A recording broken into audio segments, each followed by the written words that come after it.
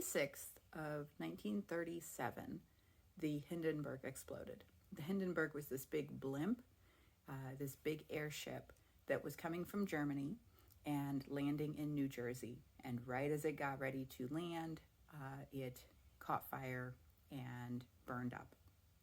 And this was important for a few different reasons. Immediately, it was important because 32 people lost their lives in this explosion.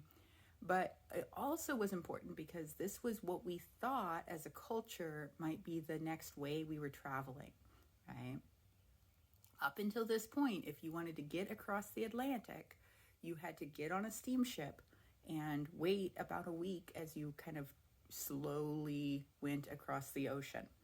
And at this point, that cost about $450 and took a long time. And for the same price, they started doing these airship trips.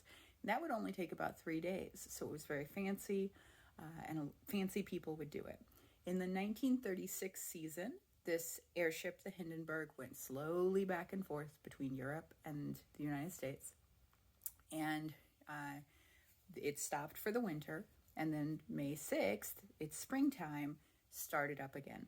It was full of hydrogen gas, and that's important because hydrogen gas is flammable.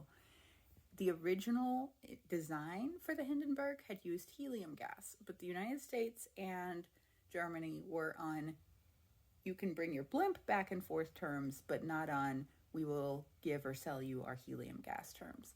And the United States had the helium reserves, and Germany did not. And so Germany was out of luck when it came to what to put inside that blimp.